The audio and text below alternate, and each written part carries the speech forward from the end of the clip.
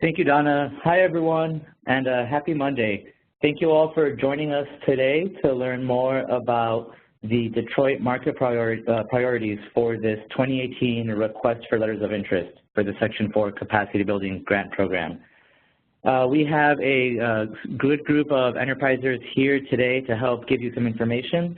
There's me, Juan Sebastian Arias. I'm a program officer with the Detroit team. Melinda Clements, the Senior Director for Detroit, is also on the phone. Diane Westcott, a grant specialist, is also on the phone. And we just heard from Donna Dunlap, who's helping us with some of the logistics of the webinar. So you're in good hands, and hopefully we'll be able to give you all the information, or most of the information that you need to learn about this grant-making opportunity. I'll start off by reviewing this agenda. We're currently in the welcome and introductions portion, and shortly after this, I'll go over the purpose of today's session. But after that, I will be passing it on to Diane, who's going to go over some of the general information about the Section 4 grant program and the application process. After that, I'll take it back over and share more of the specifics around the Detroit market priorities. We'll wrap up with some reminders about timeline and other logistics, and then open it up for questions. And we'll hopefully have ample time for questions, so please, as we go through some of the slides before then, feel free to jot them down or make sure to include them in the Q&A box like Donna just reviewed. Now, our hope is that by the end of the session, you'll have a clear understanding on two things. The first being the Section 4 grant program overall, as well as the letter of interest application and all the related requirements. And secondly, a clear understanding of what the Detroit market-specific areas of interest are for the application. Now, our hope is really just to summarize a lot of information for you today during this webinar, and we hope that it is useful information. And yet we also still encourage you to make sure you read carefully and thoroughly through the entire request for letters of interest, which does have much more details about all the guidelines and further directions on what to adhere to. So before we start going into some of the general information, I'm going to pass it on to Melinda to give a little bit of some context. Thank you, Juan Sebastian. Hi, everyone. I'm Melinda. I'm the director of our Detroit market, and thank you for joining us this afternoon. Many of you are very familiar with Enterprise and myself, but if not, I'll give my 2-minute elevator pitch. So I have always worked in Detroit, born and raised, went to high school, and always worked in this nonprofit field. I've recently joined Enterprise Community Partners, and I'm excited to be part of the team. So for those who are not familiar with Enterprise, we're a national nonprofit, CDFI, which basically means we have a mission to work in underserved communities, and we're headquartered in Columbia.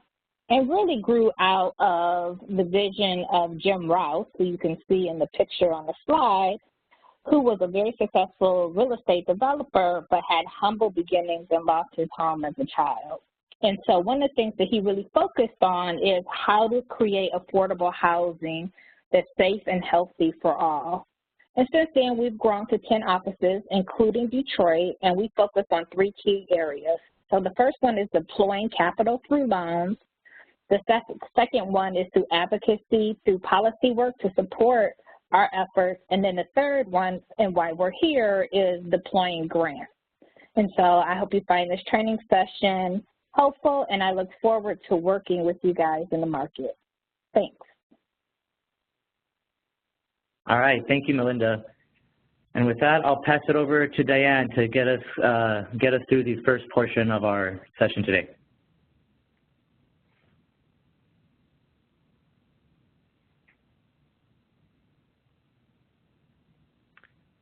Diane, if you're speaking, you may be on mute. I don't think we can hear you. My apologies. No worries. Thank you, everyone, for joining us today, and sorry about the whole mute issue. Still learning. So we're going to talk about the program a little bit. So this funding for this grant opportunity is made available through HUD's Section 4 Capacity Building for Community Development Program. And the purpose of the program is to enhance the technical and administrative capabilities of CDCs and CHODOs. And it is to carry out community development and affordable housing activities for the benefit of households of low income. And for the purposes of this program, that is defined as 80% average median income or below. So we're going to, I'm going to give you an overview of the letters of interest layout. So there are 2 eligibility requirements that need to be met for this funding opportunity. First, applicants must meet all of the eligibility requirements as described in Appendix A of the LOI document. So hopefully you all have had a chance to go to Enterprise's website on the grants page and download and look at that particular document. And also you'll note that at the end of this webinar, when you go to close out your screen, it will take you directly to the grants page on our website so that you can, if you haven't had a chance to go there, you can peruse that page. So the 2 eligibility requirements are, there's HUD requirements in that the organization needs to be a nonprofit, CDC, or CHODO. And then Enterprise has some requirements also, one related to demonstrated staff capacity. So we need to make sure that your organization has the capacity to carry out your proposed activities. If not, then we ask that you have an established relationship with another nonprofit organization that can serve as a fiscal agent or a fiscal sponsor in the event that you receive a grant. And again, more information, definitions, and parameters around fiscal agency and fiscal sponsorship can be found in Appendix A of the LOI. If you're unsure of your organization's eligibility, you are definitely encouraged to view the eligibility requirements tutorial that's on Enterprise's website, or email the grants mailbox at rfp@enterprisecommunity.org. It is, I see that many attendees from our registration list may be new to Enterprise grant opportunities, so I do encourage you to take advantage of the tutorial. It's about 11 minutes long, and also on that same page you can download associated resource documents there that you should find very helpful. So some general information about this grant opportunity. The opportunity this round consists of a 2-step application process, including an LOI phase, which we are in now, which started on May 1st, and a second phase, which is the full proposal phase. And to advance to that particular phase, applicants need to be invited by Enterprise. Applications need to be submitted through Slide Room, which is an online application system that we're using for the first time this year. And using the system, a link, you will need to create an account within the program, and a link to create one is available on our website on the grants webpage, and I've included a hyperlink here in this presentation. And you can also find out how to do this instructions-wise within the LOI document. Applicants may submit only one application to either of the currently open 2 Section 4 LOIs, and applicants may apply under only one program area. And when you go into, this is fully explained within the LOI, and also when you go into the online application system, it'll be very apparent, given your geographic location, what you can apply to. Applicants that have active awards and or have pending awards with the other 2 Section 4 intermediaries, those 2 are LISC or Habitat for Humanity International. You can still apply to our LOI, but you cannot request funding for the same costs.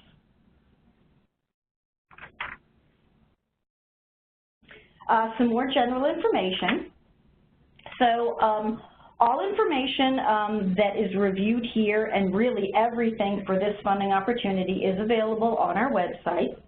And questions related to the LOI process, or really any questions related to eligibility or compliance, can be sent to, again, the grant team's RFP mailbox.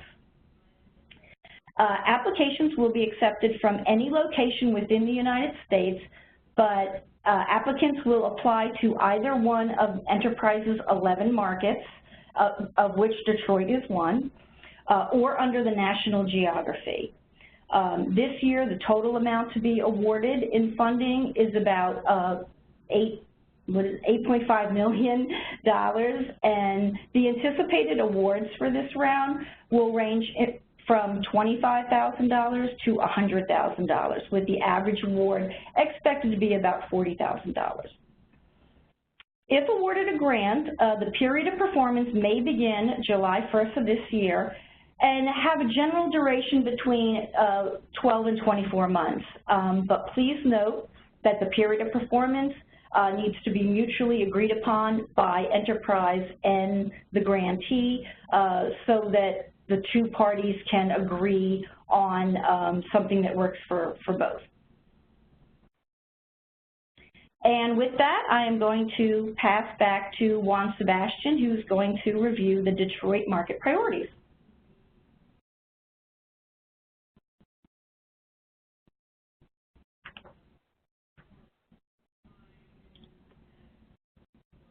Juan Sebastian, it sounds like you may also be on mute at this moment. No, you are right. You are right. Looks like we're both on the same page today. Happy Monday. Yeah. So thanks, Diane. I'll start, before going into some of the actual program priority areas, I'll give a quick overview of the geography that the Detroit Market Office reviews. So the Detroit based staff of Enterprise will be reviewing all applications that are submitted through the LOI that are within the greater Detroit region, and we're defining that region as the 3 counties on the screen, so Wayne, Macomb, and Oakland counties. So we will be reviewing all applications that come through that are located in those 3. Now, to share more about the program priorities, we have primarily 2 that we are interested, 2 specific priority areas that we're interested in receiving applications under, both of which seek to align and leverage the preservation initiatives that the City of Detroit is also launching. So the first program area, and I will go over both of these in a little bit more detail shortly, but the first is the affordable housing preservation and equitable transit-oriented development. The second is also preservation-based, but through a sustainability and resiliency lens. Now, these 2 program areas are the priorities for our Detroit market work, and we are also accepting applications that address any of the other national market program area priorities. So if you're looking at the request for letters of interest document, attachment 1 outlines the 6 national market program areas.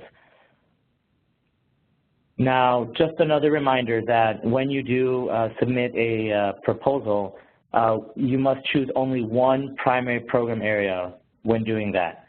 We acknowledge that there is often some overlap between some of the program areas, yet we hope you will think critically and thoroughly about which program area your proposal most aligns with. Now, to share more about the 2 Detroit market priorities. The first, again, is affordable housing preservation and eTOD. Now, Enterprise has a long-standing commitment to ensuring the long-term sustainability of existing affordable housing as a critical asset, and we define that as both regulated affordable housing as well as naturally occurring affordable housing units, or NOAA units. So in support of those preservation efforts, we're seeking proposals that include activities or projects that, one, maintain affordable housing along main thoroughfares and commercial corridors. Two, that have a multifamily or a single-family focus. Three, that help create a thriving, vibrant community that promotes walkability, access to transit, healthy foods, and workforce opportunities. And or four, promote housing stability among senior renters and homeowners.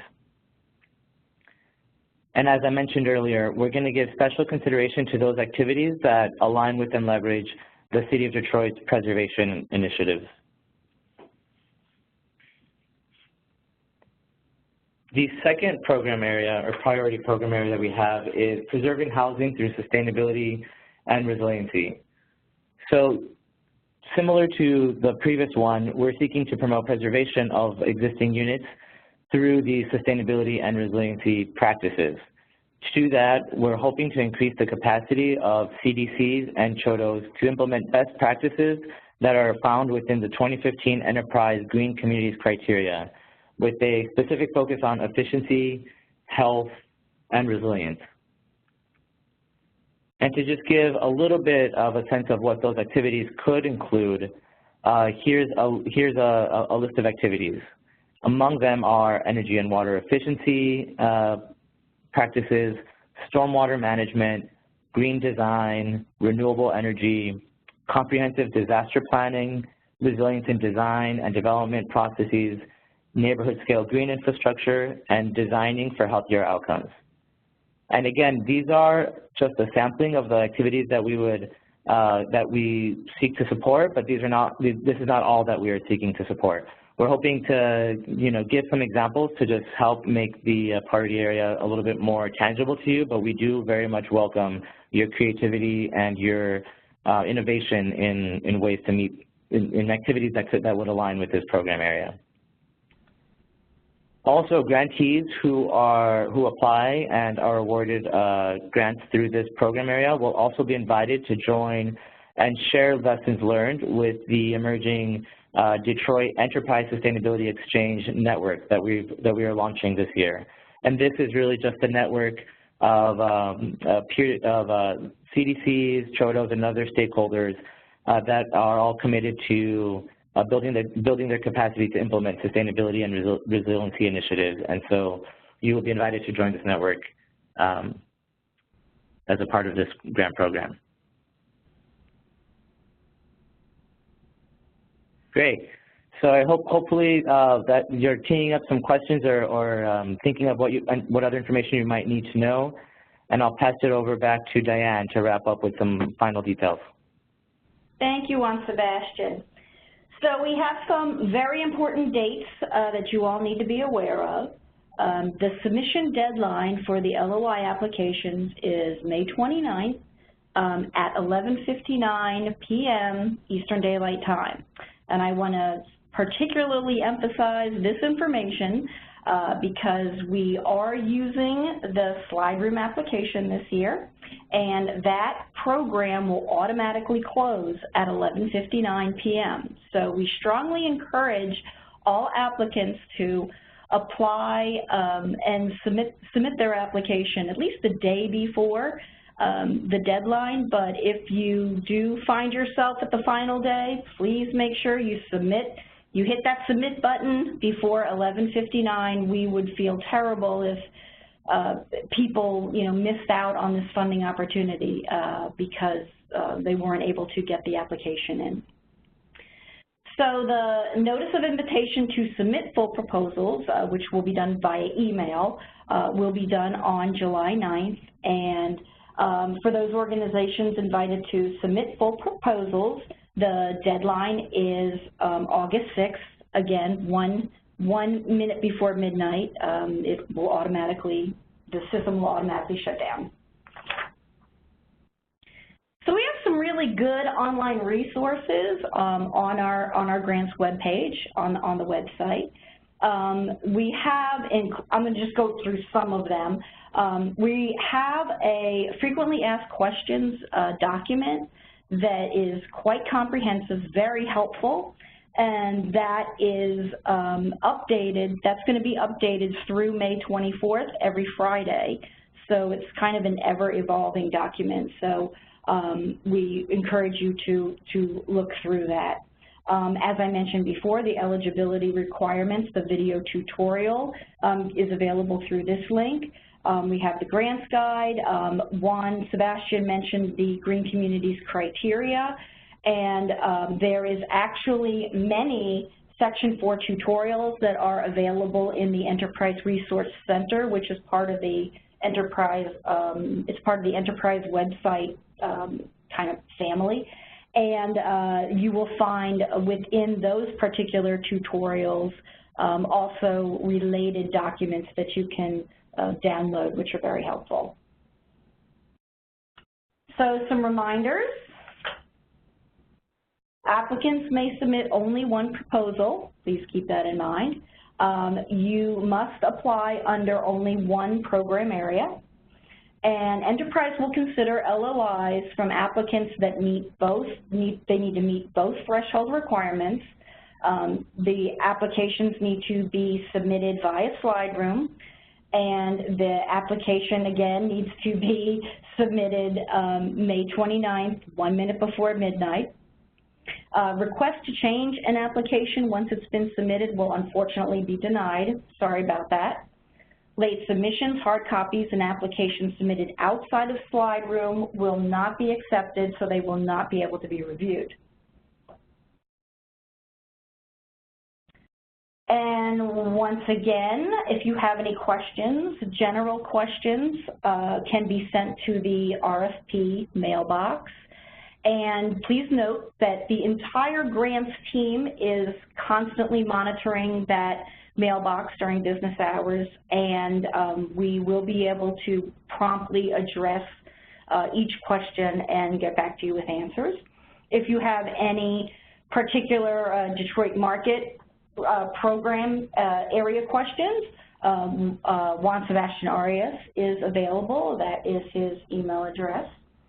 And with that, we're going to jump into questions and answers and try to address as many as possible with the time we're given. Donna Dunlap has been triaging what's already been submitted, so I'm going to turn the reins over to her.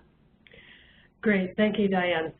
Just a reminder, if you've got questions, this is the time to submit them.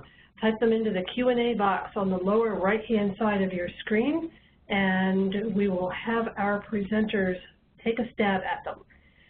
Our first question is from Janine, who'd like to know, does Priority 1 include new construction? Great, thanks Janine for the question. So Priority 1, which is mostly focused on preservation, does not necessarily include new construction, though I would say that we do welcome activities or initiatives that might meet or align with other program areas that also include new construction to be considered.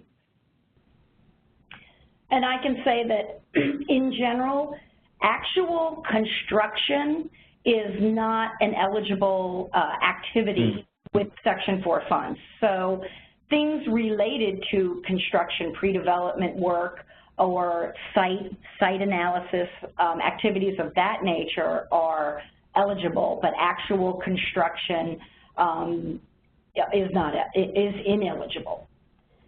Excellent.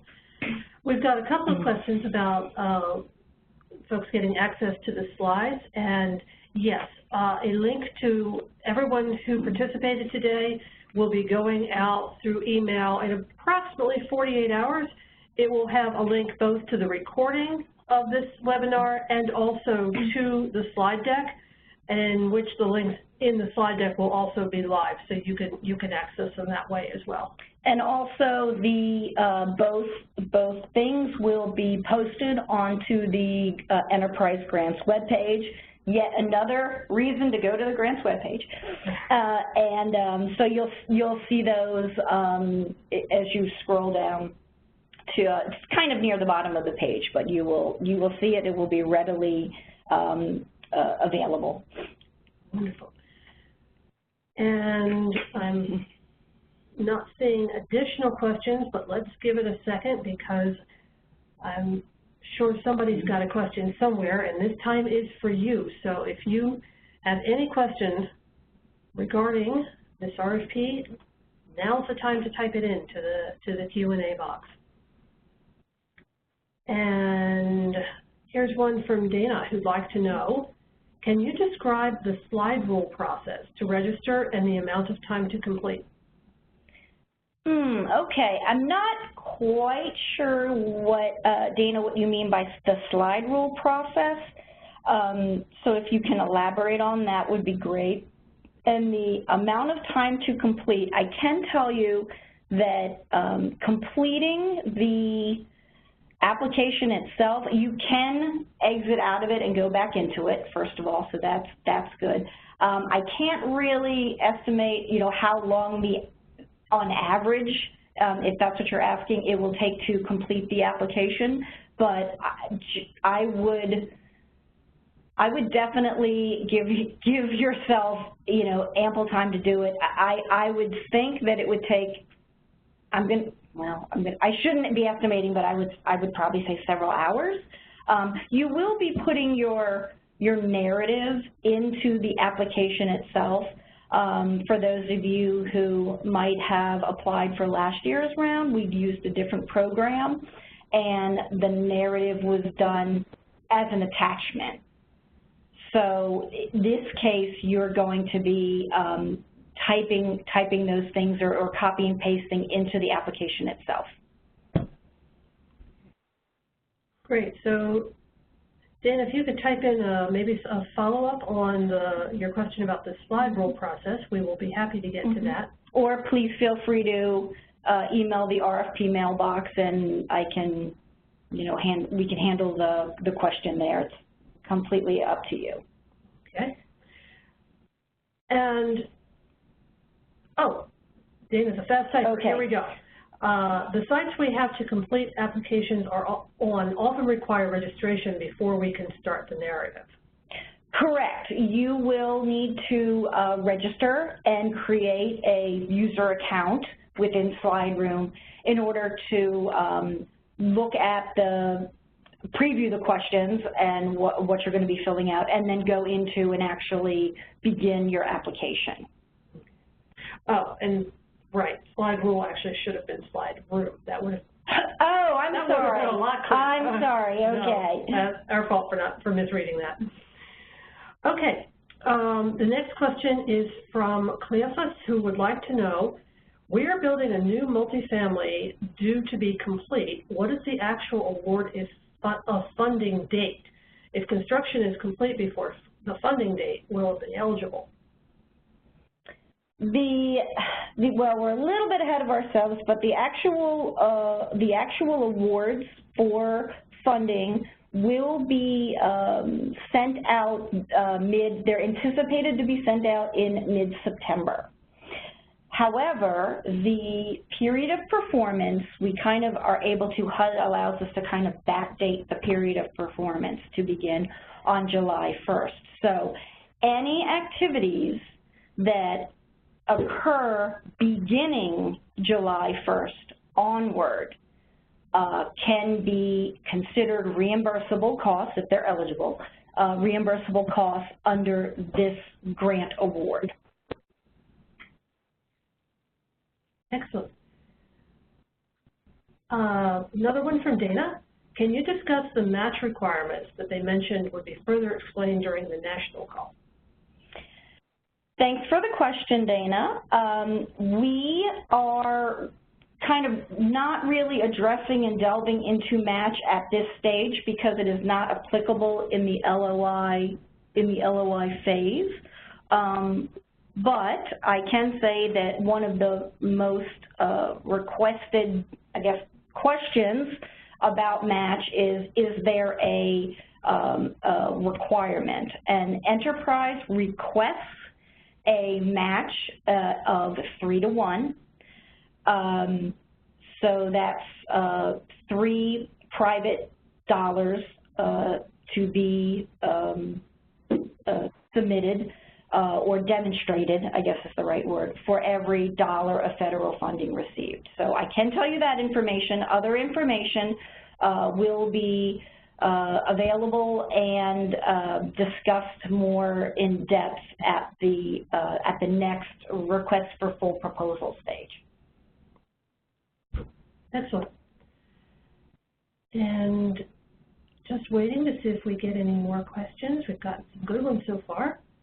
Donna, while we're waiting, I want to offer up a quick clarification maybe about the earlier question from Janine. So I just want to emphasize again that while the new construction activities may not fall in the first priority program area for the Detroit market, and as Diane clarified, there are some activities under pre-development that would be eligible, and that if they do align with other program areas included within the national program areas, then that is doable, or that is something that could be that would fit into the LOI program areas. Excellent. Thank you for that clarification. I'm not seeing any additional questions come in. Spoke too soon. Okay, another one from Cleophas who'd like to know, are the applications being accepted first come, first served? With an average of 40,000 per award, are we anticipating 200 grantees? All right, so that is actually a pretty common series of questions. What I can say is that we evaluate all applications pretty methodically because of HUD requirements, and we advance people to the next phase based on the quality of the submissions and the number of applications received. So it is a mix there. Can't go into much more detail about it, but it's not really a first come, first served basis because we do look at all applications. Excellent, thank you. See if we get any more.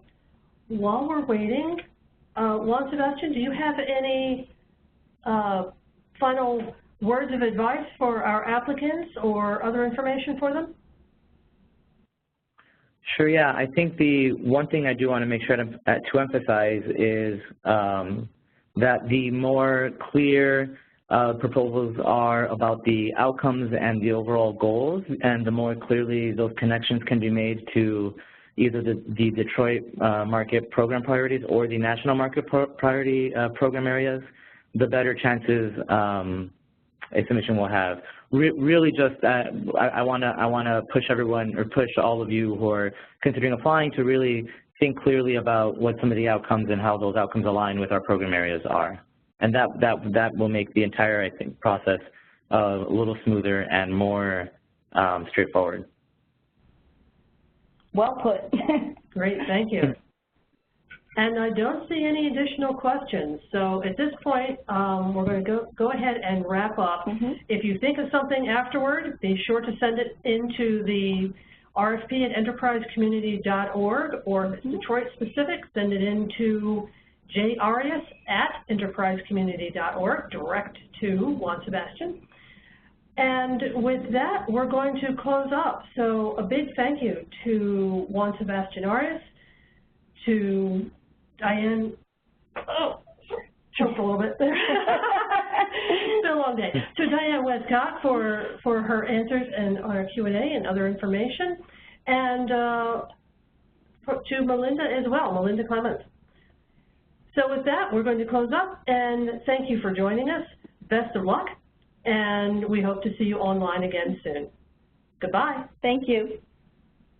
Thank you.